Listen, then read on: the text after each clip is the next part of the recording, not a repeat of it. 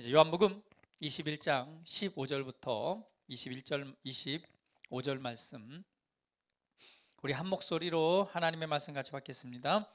그들이 조반 먹은 후에 예수께서 시몬 베드로에게 이르시되, 요한의 아들 시몬아, 내가 이 사람들보다 나를 더 사랑하느냐 하시니, 이르되 주님, 그러하나이다. 내가 주님을 사랑하는 줄 주님께서 아시나이다. 이르시되 내 어린 양을 먹이라 하시고, 또 두 번째 이르시되 요한의 아들 시몬아, 내가 나를 사랑하느냐 하시니, 이르되 주님, 그러하나이다. 내가 주님을 사랑하는 줄 주님께서 아시나이다.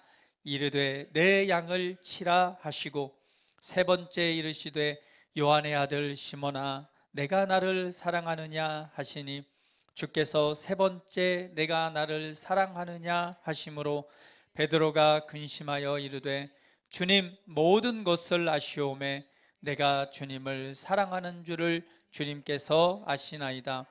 예수께서 이르시되 내 양을 먹이라. 내가 진실로 진실로 내게 이르노니, 내가 젊어서는 스스로 띠뛰고 원하는 곳으로 다녔거니와 늙어서는 내 팔을 벌리리니 남이 내게 띠띠우고 원하지 아니하는 곳으로 데려가리라. 이 말씀을 하심은 베드로가 어떠한 죽음으로 하나님께 영광을 돌릴 것을 가리키심이로라.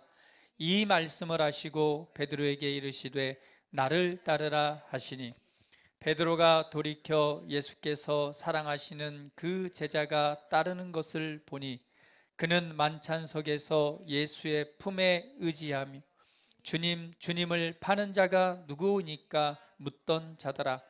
이에 베드로가 그를 보고 예수께 여짜오되, 주님, 이 사람은 어떻게 되겠사옵나이까? 예수께서 이르시되 내가 올 때까지 그를 머물게 하고자 할지라도 내게 무슨 상관이냐? 너는 나를 따르라 하시더라. 이 말씀이 형제들에게 나가서 그 제자는 죽지 아니하겠다 하였으나, 예수의 말씀은 그가 죽지 않겠다 하신 것이 아니라 내가 올 때까지 그를 머물게 하고자 할지라도 내게 무슨 상관이냐 하신 것이로라. 이 일들을 증언하고 이 일들을 기록한 제자가 이 사람이라. 우리는 그의 증언이 참된 줄 아노라. 예수께서 행하신 일이 이 외에도 많으니, 만일 낱낱이 기록된다면 이 세상이라도 이 기록된 책을 두기에 부족할 줄 아노라. 아멘. 할렐루야. 주님을 찬양드립니다. 우리가 이 땅에서 삶을 살아갈 때에 우리가 예수님을 우리 주님으로 모시고, 그리고 주님을 섬기는, 또 주님 안에서 살아가는 새로운 삶을 살아가죠. 그럴 때에 우리가 좀 이해해야 될 중요한 요소들이 있습니다. 제가 어릴 때는 우리 산에, 시골이니까요, 저희 시골 가보신 분들 아시죠? 양쪽으로 산이, 어마어마하게 높은 산들이 그냥 둘러싸여져 있습니다. 보이는 건 산이요, 조금 보이는 건 물이에요. 하여튼 산속 같은 곳인데요, 그렇다 보니까 어릴 때 늘 놀이터가 산이었습니다. 그래서 초등학교 어릴 때에도 친구들하고 그렇게 산으로 올라가는 거예요. 근데 산이 깊다 보니까요, 산 속에 들어가다 보면은 사실은 어떤 경우가 생기냐면 길을 잃어버려요.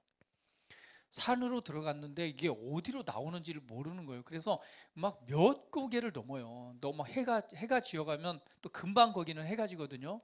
한 4시, 5시 되면 막 껌껌해져요. 산 속에 들어가서 해까지 지고 나면은 정말 어디로 가야 될지를 모릅니다. 여하튼 산 고개 넘다가 이렇게 이제 내려오게 되면, 여기까지 왔네 하고 이제 도로를 따라서 다시 이렇게 집으로 오기도 하고 그럽니다. 그러니까 산 속에 들어갔을 때, 그 속에 들어가면은요, 길이 어딘지를 잘 몰라요. 방향 감각을 잃어버리는 거죠.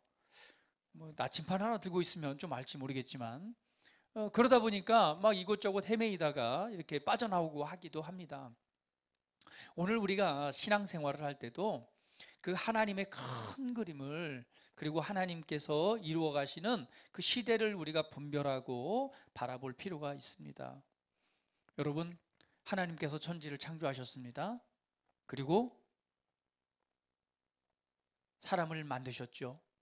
그리고 그 사람에게 하나님께서 하나님에 속한 모든 것을 주셨습니다. 왜? 하나님의 형상, 하나님의 모습을 따라 만들어진 특별한 존재이기 때문에 하나님이 하실 수 있는 모든 권세와 능력들을 그에게 주었고 또 그러한 삶을 살아가게 하셨습니다. 그러나 이 사탄의 개입을 통해서 오늘 아담과 하와가 하나님의 약속을 깨트림으로 말미암아 온 인류에 죄가 들어오고 죄로 말미암아 사망이 역사하게 됐죠. 그래서 하나님께서 그 인류에 대한 회복을 바로 그 자리에서 명령하십니다. 언젠가는 이후에 너의 자손을 통해서 구원자가 나올 거야. 그가 사단과 뱀의 이 사망의 권세를 깨트릴 자가 나올 거야. 그러고 나서 인류의 역사가 계속 펼쳐지죠. 그리고 바로 2000년 전에 성경에서 약속한 구원자, 여인의 후손, 바로 마리아의 몸에 성령으로 잉태되어서 하나님이신 구원자, 하나님의 아들이신 예수 그리스도가 이 땅에 태어나십니다. 그리고 예수님께서 온 인류의 속죄를 위해서 복음 그 자체로 오셔서 하나님의 나라를 선포하고 선언하십니다. 그러면서 말씀하시죠. 나는 이 땅에 섬김을 받으러 온 것이 아니라 많은 사람들의 목숨을 구원하기 위해서 나의 생명을 주기 위해서 이 땅에 왔다. 그리고 어둠에 사로잡히고 죽음에 사로잡히고 그들을 병에, 질병에 사로잡힌 이들에게 복음을 전하고 오늘 그들에게 하나님의 능력을 통해서 그들을 살려내는 일들을 하십니다. 그리고 온 인류의 죄와 심판과 저주를 대신해서 그분이 십자가의 형틀에서 고난을 받으시고 그곳에서 죽임을 당하십니다. 그리고 여러분 아시는 것처럼 바로 약속한 대로 3일 만에 오늘 지옥의 음부에서 죽음의 권세를 깨트리고 사단과 어둠의 권세를 깨트리고 다시금 살아나십니다. 살아나셔서 오늘 제자들을 만나시고 오늘 본문에서도 성경대로 보자면 예수님께서 제자들에게 세 번째 나타나신 장면이다라고 표현합니다. 부활하신 이후에 살아나셔서 제자들을 만나시고 그리고 그분께서 제자들에게 자신의 사명이라고 말하죠. 예수님께서 제자들에게 부탁할 말들을 하시고 그리고 다시금 하나님의 나라 사람들이 보는 앞에서 구름 속에 가리워져서 하늘로 올라가십니다. 그 올라가시면서 예수님께서 하신 말씀이 있죠. 내가 다시 오겠다. 예수께서 올라가신 모양대로 다시 오실 것이다 라고 주님은 가셨습니다. 그게 바로 벌써 2000년이 지났죠. 그리고 이제 성경의 예언에서는 바로 다시 오실 예수님을 예언하고 있습니다. 그런데 예수님이 오실 때에 어떤 일이 일어나느냐? 성경에서는 7년 대환란을 말하고 있습니다. 3년 반, 전 3년 반, 후 3년 반. 근데 여기에서 이 7년 환란에 대해서 성경은 많은 예언들이 되어져 있죠. 그래서 이것에 대해서 이 시대적으로 이제 많은 해석을 합니다. 어떻게 해서 지금이 환란 기간이다. 이렇게 말씀하시는 분도 있고요. 또 아니다. 아직은 환란이 시작되지 않았다. 이렇게 하시는 분도 계시고요. 특별히 어떤 분들은 이렇게까지 얘기를 합니다. 지금은 이제 복음을 전하고 영혼을 구원할 시기는 지났다. 지금은 주님의 오심을 준비하고 그걸 준비하는 기간이다. 이렇게 말씀하시는 분도 계세요. 중요한 것은 이렇든 저렇든 간에 중요한 것은 우리가 마지막 시대를 살고 있는 것은 맞는 것 같습니다. 우리가 바람이 불면 구름이 터오르면 비가 올 것을 예견하잖아요.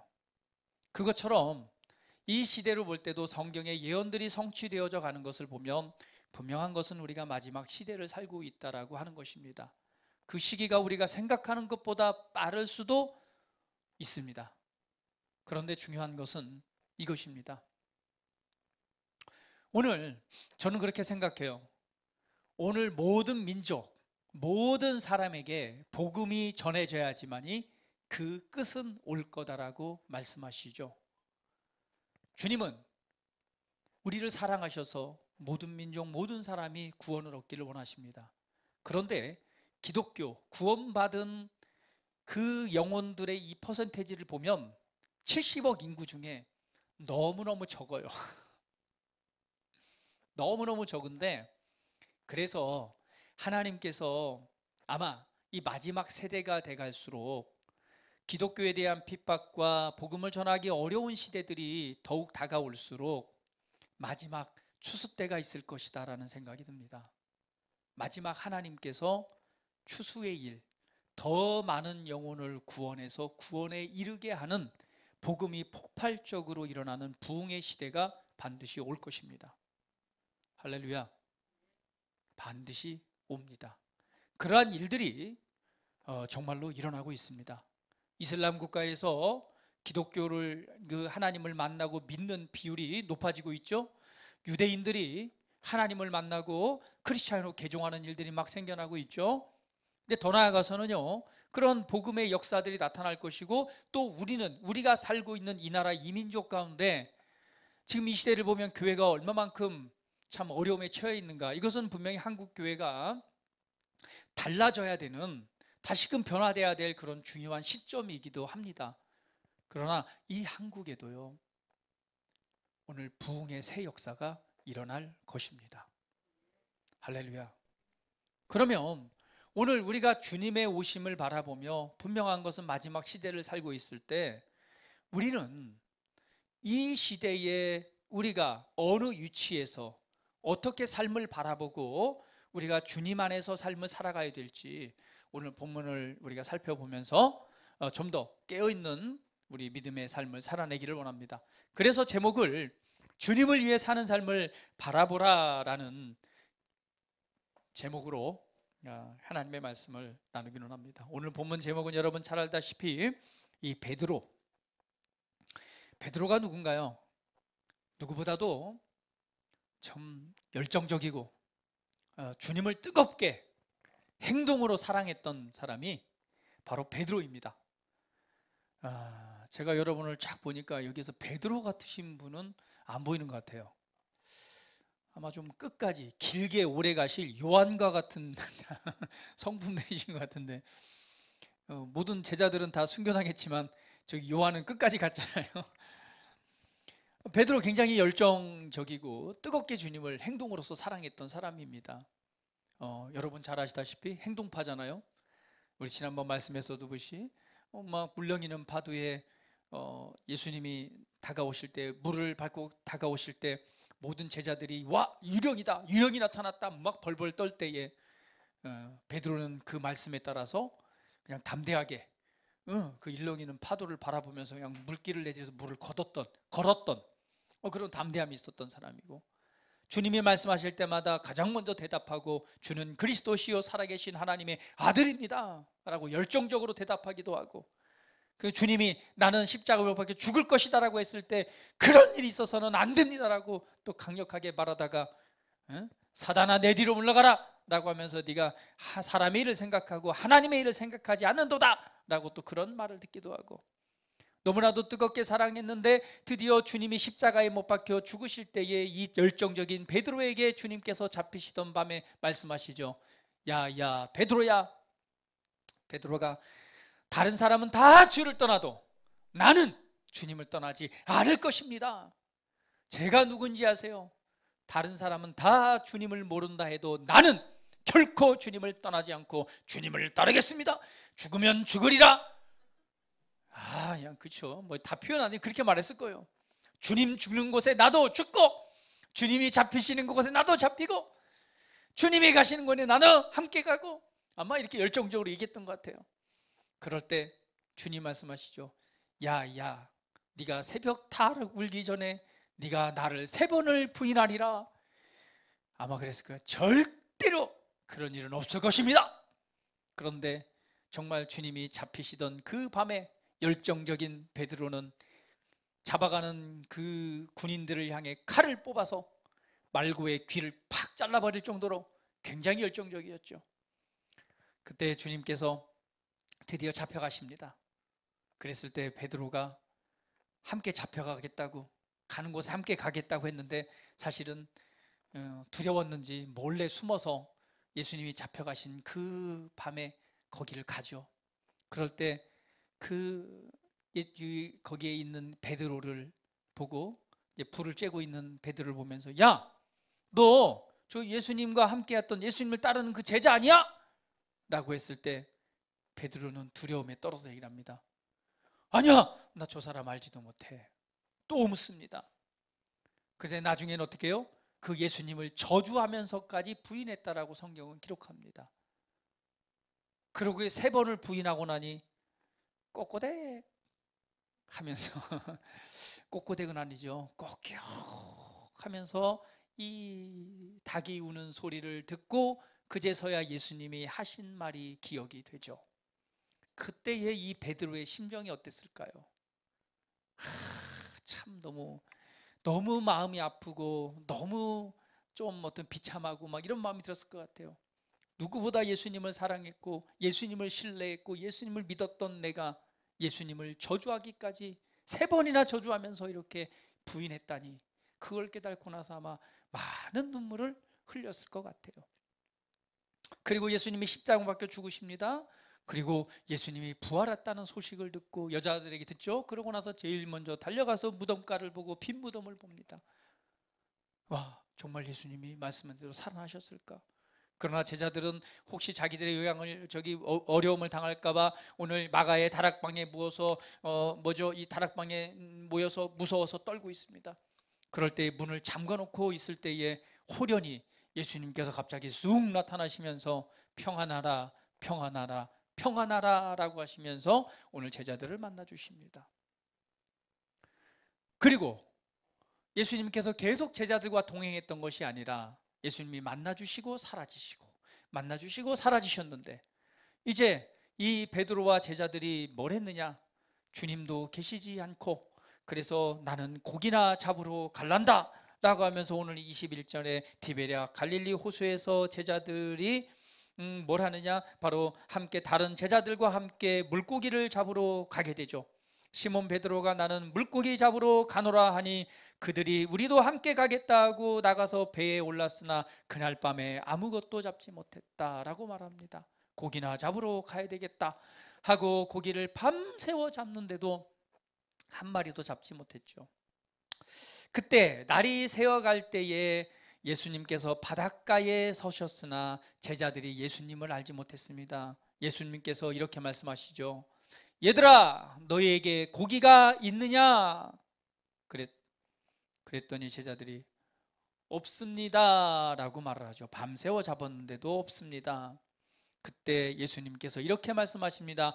그물을 배 오른편에 던지라, 그리하면 잡으리라. 그 말을 듣고 오른편에 그물을 던졌더니 고기가 잡히는데 배 한가득 잡히죠.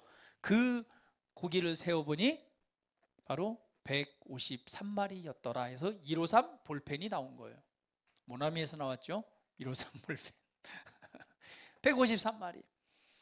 근데 이 베드로가 물고기를 잡아 그물을 들 수 없을 정도로 하는데 예수께서 사랑하시는 그 제자가, 참 요한은 참 자기를 잘 표현해요.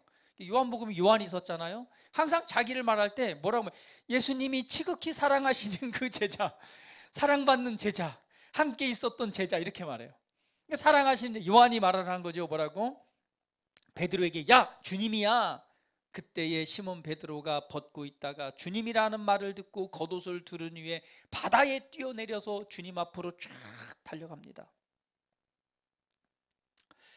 그리고 주님을 만나죠. 그때에 예수님께서 야, 육지에 올라보니까 이렇게 숯불을 피워놓고 계셨던 거, 주님께서 숯불을 쫙 피워놓고 그 위에 생선이 이제 놓여 있고 떡도 있었더라 이렇게 말합니다.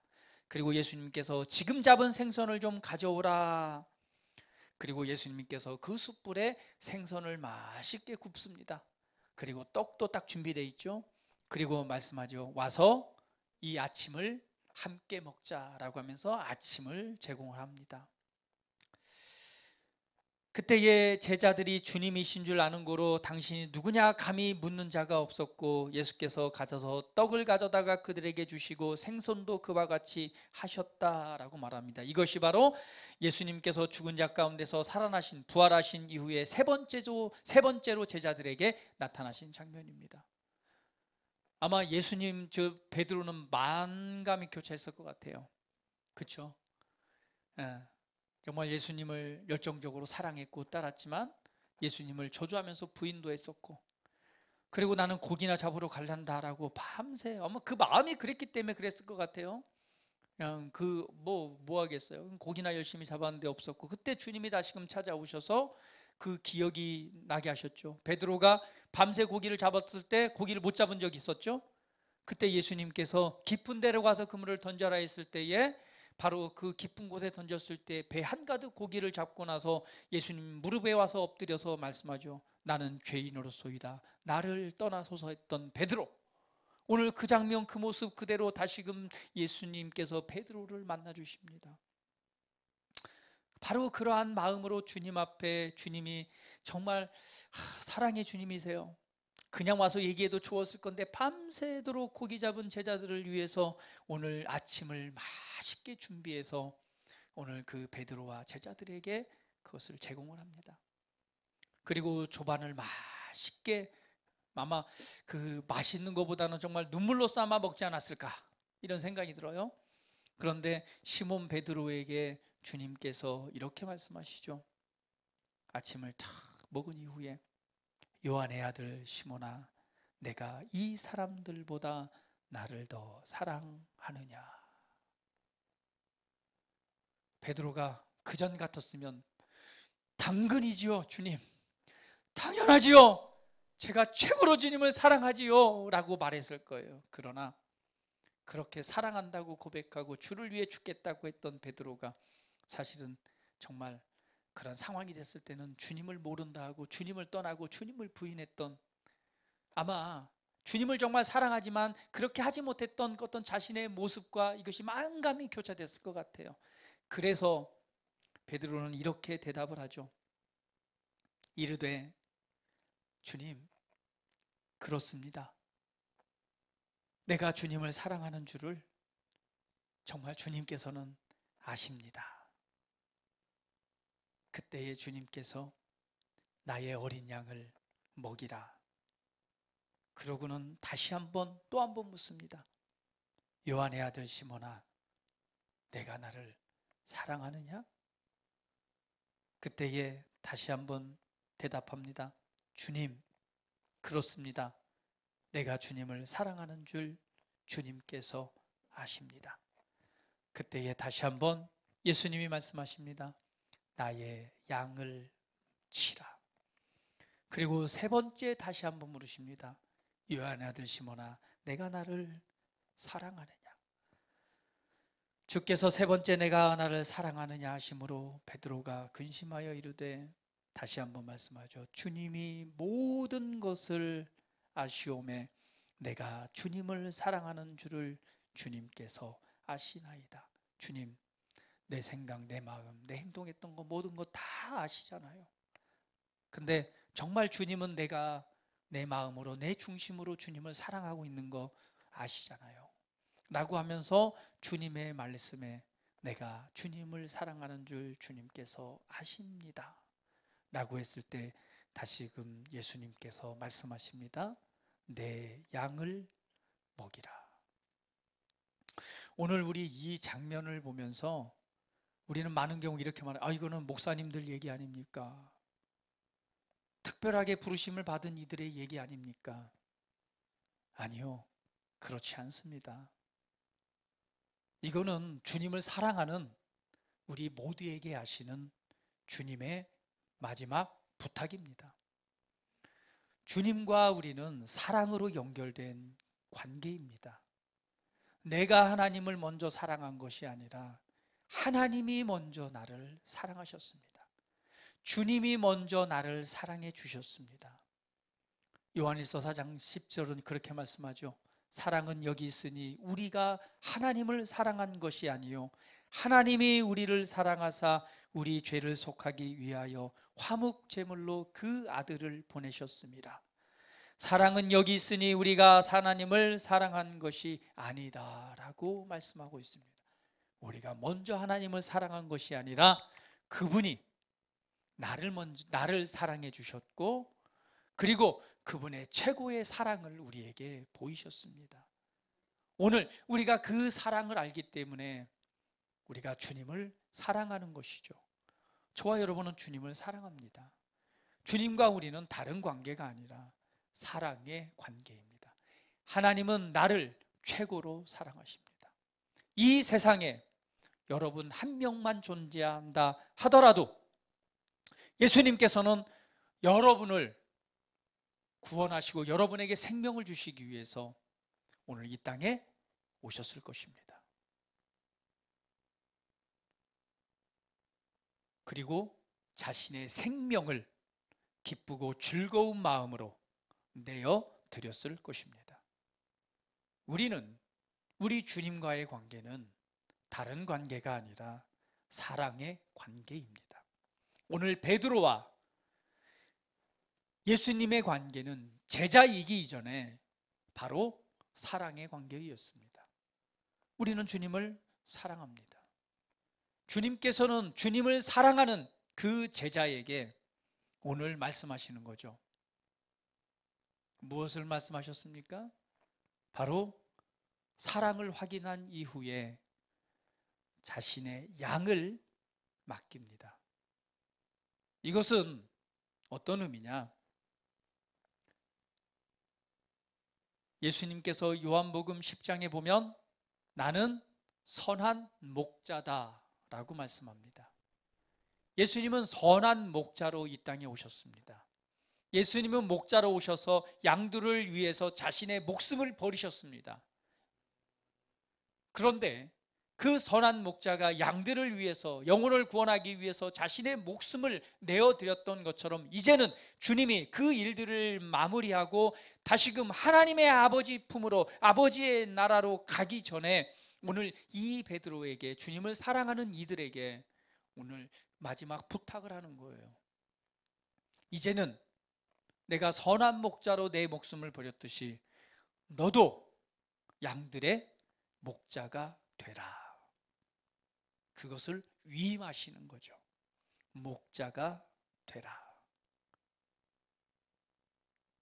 오늘 저와 여러분은요, 모두가 목사이건 집사이건 그것이 아니건 예수님을 믿는 모든 자들은요, 주님을 사랑하고 주님을 사랑하는 그에게 주님께서 하셨던 목자의 일을 부탁하셨습니다. 오늘 저와 여러분이 오늘 주님을 위해서 우리가 할 수 있는 삶을 믿음 안에서 바라보기를 축복합니다. 서두에 말씀드렸듯이 우리는 이 세대 가운데서 우리가 어디쯤 와 있는가, 그리고 이 세대를 위해서, 이 세대 가운데 하나님께서 지금 현재 나에게 부탁하신 일은 무엇인가? 우리가 말씀을 통해서, 하나님의 권능과 능력을 통해서, 말씀을 살아내는 실제의 삶을 통해서 우리 삶의 많은 변화들을 추구하고 또한 그러한 삶을 살아가는 것, 그 은혜를 누리는 것 너무 당연합니다. 그러나 오늘 그 안에서 우리가 살아가야 될 삶이 있다면 바로 주님을 위해서 살아가야 될 삶이 있다라고 하는 사실입니다. 그것은 내가 선한 목자인 것처럼 그 일을 바로 내가 너희에게 위임한다, 부탁한다. 너희도 목자가 되라. 오늘 저와 여러분은 그 삶을 바라봐야 됩니다. 주님을 사랑하듯 내가 살아가야 될 삶은 오늘 주님께서 맡기신 양들, 주님께서 맡기신 양들, 그럼 뭐예요? 오늘 먹이고 돌보고 세우는 일은 저와 여러분에게 주어진 주님의 부탁입니다. 그러면 바로 이 목자가 되기 위해서는 오늘 성장해야 됩니다. 자라나야 됩니다. 그리고 바라보셔야 됩니다. 지금 사는 삶이 내가 사는 최고의 삶이 아니에요. 우리는 성숙하고 성장하고 자라나는데 오늘 영적인 부모가 되어야 됩니다. 목자는 또 다른 별로 영적인 부모예요. 그래서 성장이 보여지는 사람이 되십시오. 계속해서 성장하는 자리로 나아가십시오. 무엇을 바라봅니까?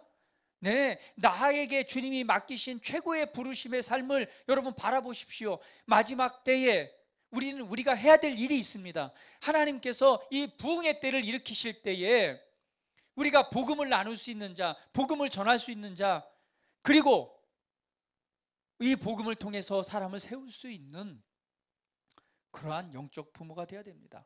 성경은 베드로서 3장 18절에 이렇게 말합니다. 우리 성경 말씀 같이 읽어봅니다. 시작. 오직 우리 주 곧 구주 예수 그리스도의 은혜와 그를 아는 지식에서 자라가라. 영광이 이제와 영원한 날까지 그에게 있을지어다. 주 예수 그리스도의 은혜와 그를 아는 지식 안에서 자라가라 라고 말합니다. 디모데전서 4장 15절 말씀 봅니다. 같이 읽어볼게요. 이 모든 일에 전심전력하여 너의 성숙함을 모든 사람에게 나타나게 하라. 자라나서 네가 성숙하고 성장한 것을 모든 사람이 알게 하라, 보여지게 하라 라고 말합니다. 베드로전서 3장 15절 같이 읽어봅니다. 너희 마음에 그리스도를 주로 삼아 거룩하게 하고 너희 속에 있는 소망에 관한 이유를 묻는 자에게 대답할 것을 항상 준비하되 온유와 두려움으로 하고. 하나님의 말씀과 그 빛과 생명 안에서 살아날 때에 여러분이 가지고 있는 소망에 관해서 누군가 질문할 때 그것을 대답할 것을 가지고 있으라고, 그것을 준비하고 있으라고 말합니다. 우리는 주님께서 수많은 양들을 구원받아야 될, 우리의 들고 우리의 들지 않은 수많은 양들을 오늘 우리를 통해 만나게 하시고 우리를 통해 그들을 세우기를 우리 주님은 원하십니다. 우리는 주님을 위해서 해야 될 일이 있습니다. 그래서 우리는 먼저는 계속해서 성장을 바라보고 성장해 나가는 자리에 서시기를 주님의 이름으로 축복을 드립니다. 주님을 아는 자리, 예수님을 아는 자리, 그분의 은혜를 아는 자리, 그리고 그분의 말씀을 가지고 그 말씀 안에서 살아가는 그러한 삶의 모습, 변화를 일으키고 하나님의 선한 뜻들을 나타내는 믿음과 권세를 활용하고 사용하고 내 삶의 어떤 분야든 말씀과 믿음을 통해 승리의 깃발을 꽂고 오늘 그 변화가 보여지고 나타나는 그 삶을 사모하시고 그러한 삶의 자리로 나아가시길 바랍니다. 오늘 여러분 기억하십시오. 우리가 이 선한 목자가 되는 것은요, 바로 관계를 통해서 확장되어지고 관계를 통해서 재생산, 다시 말하면 하나님의 이 일들을, 주님을 섬기는 일을 할 수 있습니다. 창세기 1장 28절은 이렇게 말하죠. 같이 한번 읽어봅니다. 하나님이 그들에게 복을 주시며 하나님이 그들에게 이르시되 생육하고 번성하여 땅에 충만하라. 우리는 관계를 통해서, 여러분 삶에 있는 관계를 통해서 생명을, 관계를 통해서 믿음을, 바로 관계를 통해서 소망을, 그것을 통해서 사랑을, 평강과 지혜와 열정들을, 복음의 능력을 전이시키고 확산시키고 그것이 다시 한번 일어나게 하는 일들을 하게 된다는 사실을 기억하십시오. 주님이 부탁하신 일은 무엇을 통해서요? 여러분이 살고 있는 삶의 관계를 통해서 일어납니다.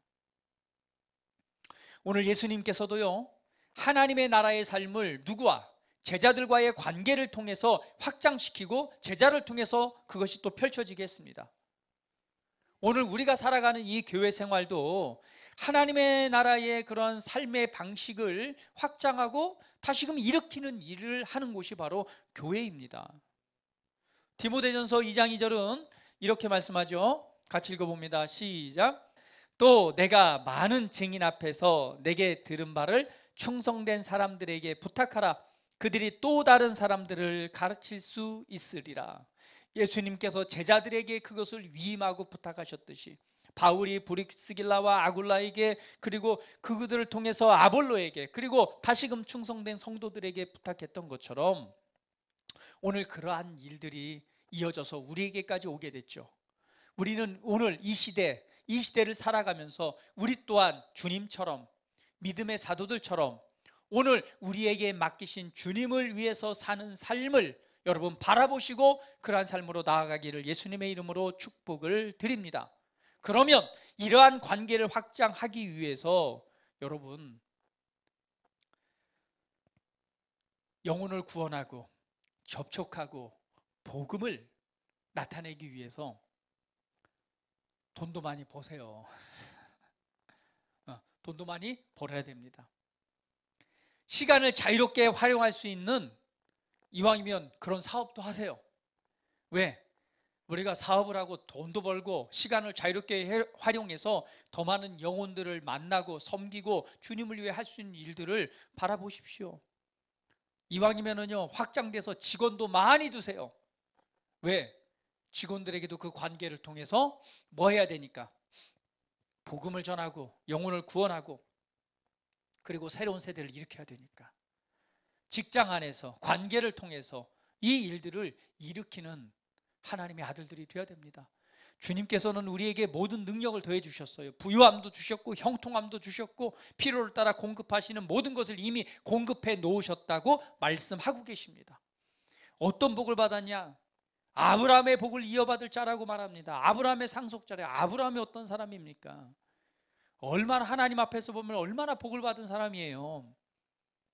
그러니까 우리에게는 이미 그리스도 예수 안에 이것이 주어졌다라고 말합니다. 그 은혜를, 우리가 은혜의 삶을 살아가는 것은 그냥 너무나 당연한 것이라고 생각을 하세요. 내 삶에 형통함이 있고 채워주심이 있는 건 당연한 것이다. 그러나 우리 삶에 이 부유한 풍족한 삶을 살기 위해서는 그 아브라함의 복도 필요 없습니다. 그런데 왜 그런 아브라함의 복과 우리에게 형통함과 부유함이란 걸 주셨는가? 그것은요, 우리를 통한 영향력입니다. 하나님의 나라를 위해서 우리의 물질, 우리의 사업장, 우리의 재능, 우리의 능력, 관계를 통해서 더 많은 영혼을 만나고 그 영혼에게 선한 영향력을 나타낼 수 있는 그러한 삶을 살아가라고 그 모든 것을 더해 주신 것입니다. 가끔 보면 크리스찬 사장들 욕을 되게 많이 먹는 경우를 봐요. 왜? 세상 사람보다 더 짜. 그러면서 복음 얘기는 해요. 도대체 예배 좀 드리자 이렇게 했으면은 월급도 말이야 다른 회사보다는 최소한 2배 이상 주고, 할렐루야, 보너스도 팍 주고, 좀 많이 벌어서 많이 베풀고, 필요한 가정이 있으면, 어려운 가정이 있으면 목돈도 막 줘가지고 빚도 갚게 하고, 그거 하라고 사업하게 하신 거 아닌가요? 오너가 돼서 돈 많이 벌려고 한 건 뭐예요? 직원들 영혼 구원할 때 말은 막 하나님의 사랑을 얘기라고 하는데 정작 돈 쓸 날이 되면 얼마나 인색하고 짠지, 그것도 막 한 2달, 3달 밀려서 주고, 내가 치사해서 내가 네가 믿는 예수 안 믿는다 이렇게 하시는 분들을 정말 많이 만났어요. 돈 떼어먹고 임금 안 주고. 그렇게 살면 안 돼, 크리스찬들이요. 그게 아닙니다. 하나님이 사업을 하게 하시고 직원들을 두게 하신 것은 그 형통함을 통해서 뭐 하라고요? 나눠주고 베풀어주고 더 많이 주고 풍성한 사랑을 공급해서, 야, 예수님 믿는 사람 정말 본받고 싶다. 저 사장님이 믿는 예수님 나도 믿고 싶어. 저분이 믿는 예수님 나도 믿고 싶어라고, 그 정도는 돼야 되지 않겠나요? 그 정도는 하라고 하나님께서 아브라함의 복도 주고 형통함도 주고 부요함도 주고 잘 되는 하나님의 은혜와 호의가 넘쳐나는 삶을 우리에게 유업으로 주신 것 아니겠습니까? 할렐루야. 그래서 바라보십시오. 주님을 위해 사는 삶을 바라보시고 내 삶의 영역에서 그것을 확장시켜 나가시기를 바랍니다. 오늘 한번 바라보세요. 주님이 나를 통해서 어떤 일을 하기를 원하시는가? 오늘 여러분 삶에서 그 관계를 확장하시고, 이왕이면 사업을 하되 사업의 시간에 매여 있는 것이 아니라 주님께 기도하세요. 하나님, 나는 이 사업하는 거 돈 벌려고 하는 거 아니에요. 난 이것을 통해서 영혼을 구원하고 하나님 주님을 섬기는 삶을 나는 살기 위해서 이 일도 하는 것입니다. 그러므로 주님, 내가 이 일에 시간에 매이는 것이 아니라 오히려 자유롭게 시간을 활용하면서 더 많은 영혼을 만나고 사랑을 흘려보내는데, 그럼에도 불구하고 재정적인 부분은 충분하게 차고 넘치도록 채워지는 오늘 그 은혜가 내게 나타나기를 원하고, 나는 그것을 바라고 그것을 또한 믿습니다 라고 믿음으로 삶을 살아내는 자의 자리에 나아가십시오. 사고와 생각을 좀 활짝 여셔서 하나님께서 나를 통해서 오늘 나에게 그 사랑 가운데서 그 양들을 맡기셨습니다. 오늘 그 일들을 할 수 있는 그러한 사람이 되게 하셨고, 그런 이치에서 살아가는 삶의 하나님의 아들들로 나를 축복하셨다는 사실을 기억하세요. 그래서 믿음으로 필요한 것들을 마음껏 취하세요. 할렐루야. 그렇게 요구하고 그것을 받는 것은요, 잘못된 것이 아니에요. 하나님이 준비하시고 예비하셨습니다. 단지 그것이 목적이 아니에요. 오늘 우리에게 주신 주님을 위해 사는 삶, 내가 주님을 위해서 살아갈 삶의 아름다운 모습을 눈을 열어서 더 바라보십시오. 우리는 마지막 시대를 살고 있습니다. 분명한 것은 주님께서 다시 한번 이 시대, 그리고 이 나라의 민족 가운데 부흥을 일으키실 것입니다. 마지막 영혼을 추수하는 그때를 우리를 사용하실 거예요. 지금은 그런 책을 쓰셨더라고, 예언처럼 성도들의 시대라고. 우리 한국교회도 그전까지는 목회자의 강력한 리더십에 의해서 그냥 종교 생활하는 그런 교회 스타일이었다면, 이것은 이제 그 단계를 넘어서는 거죠. 이제는 성도 한 사람 한 사람, 우리 그리스도인 한 사람 한 사람이 하나님의 아들들로 드러나고 일어나는 시대입니다.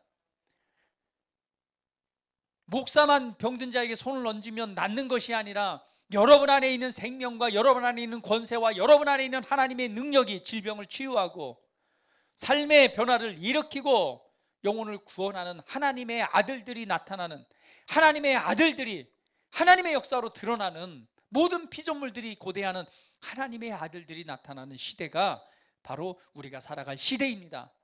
그리고 주님이 그 일들을 지금 일으키고 계십니다. 언제부터? 종교개혁 이후부터 계속 불이 일어나고 있어요. 이제는 그 시대를 전해서 이제는 우리 마지막 시대를 살아가면서 그 일들이 우리에게 일어날 것입니다. 그리고 그 시대를 준비하는 마음으로 오늘 주님을 위해 사는 삶을 바라보시고 그것을 향해 여러분의 삶을 들이십시오. 저와 여러분의 삶에 하나님의 놀라운 일들이 일어날 것입니다. 지금도 복음을 갈망하고 변화를 갈망하고 그리고 해답을 찾고 있는 수많은 영혼들이 있습니다. 오늘 우리에게 주어진 모든 인적, 물적, 모든 자원들이 오늘 그것을 위해서 관계를 통해서 활용되어지고 나타나게 될 것입니다. 그것을 바라볼 때, 그리고 그것을 바라보고 삶의 방향을 조정하고 나아갈 때에 그러한 일들이 초자연적인 하나님의 믿음의 역사가 반드시 말씀이 증거되는 곳에 오늘 그 실제의 역사가 증거되고 나타날 것입니다. 우리를 통해 이루실 주님을 찬양드립니다. 함께 기도드리겠습니다.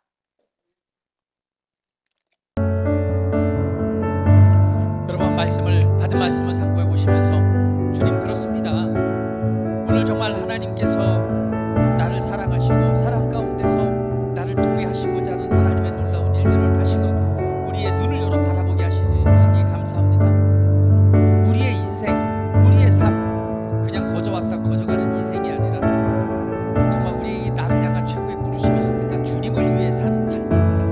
오늘 그러한 삶을 내가 바라봅니다. 그러한 삶을 바라봅니다. 내가 그리스도 안에서 내게 주신 오늘 그 일들을 바라보고 오늘 그 일들을 향해 오늘 믿음으로 우리의 삶을 확장하고 그리고 오늘 확장시키고 변화시키는 오늘 그 자리에 서기를 원합니다. 아버지, 이 시간 눈을 열어 하나님의 마음을 바라봅니다. 놀라우신 사랑과 그 은혜를 통해 이루실 하나님의 선한 뜻을 바라봅니다. 오늘 현재 나의 모습을 바라보는 것이 아니라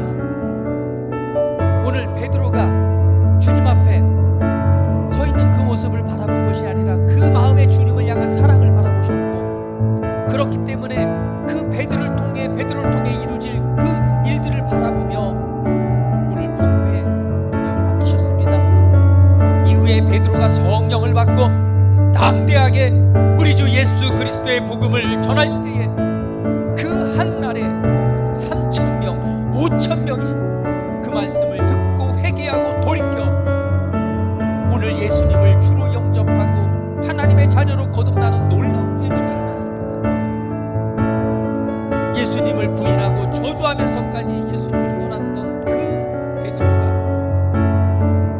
오늘 주님이 맡겨주신 그 일들을 위해 이 놀라운 일들을 했던 것을 우리가 보게 됩니다.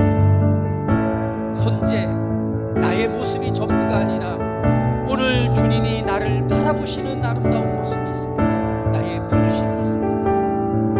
그렇기 때문에 주님께서 오늘 나에게 주님이 하신 일들을 맡기셨다는 것을 다시 한번 바라보면서 이제 주님께서 이루시고 확장하시고 펼치실 놀라운 일들을 믿음으로 바라보고 오늘 그러한 삶이 나의 것임을 믿음으로 이 시간 취합니다. 그리고 내 삶을 위해 이루시는 주님 앞에 이 삶을 의탁드립니다. 내가 아름답게 주님을 섬길 나의 미래를 기대합니다. 오늘 그것을 통해 우리 사랑하는 성도들의 모든 삶을 통해 정말 하나님이 이루실 놀라운 일들을 기대합니다. 오늘 삶 가운데 그러한 기적이, 그러한 표적이 일어나게 될 것입니다. 말씀이 실제가 되고 말씀이 능력이 되고 그 가운데 하나님의 성령의 역사하심이 능력으로 나타나고 오늘 확증으로 나타나는 일들이 일어나게 하시니 감사합니다. 정말 영혼들을 위해서 기도할 때 오늘 각종 질병들이 떠나가고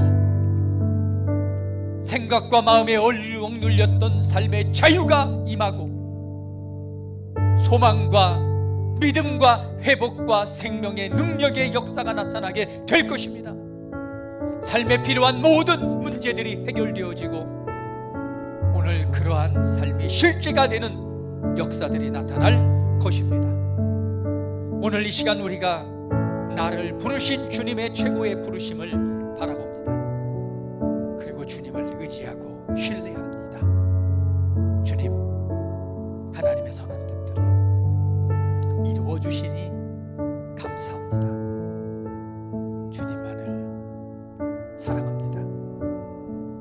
주님만을 의지합니다. 주님만을 신뢰합니다. 주님께 우리의 마음을, 우리의 고백을 올려드립니다. 우리 가운데 임하신 성령님, 우리들 성도들 각 심령 가운데 그 충만함을 이 시간 나타내 주옵소서. 그 마음에, 그 영에, 그 육체에 생명과 능력으로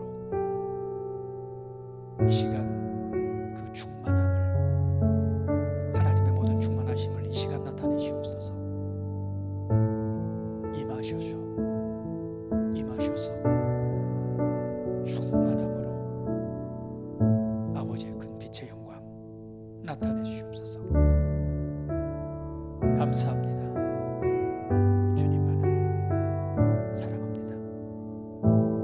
주님만이 나의 모든 것 되십니다.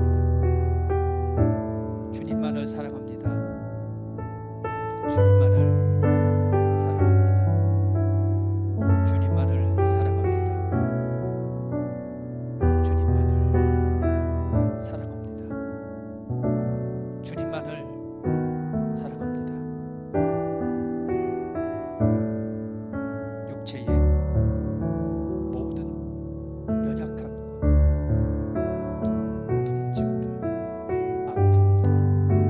질병의 근원들은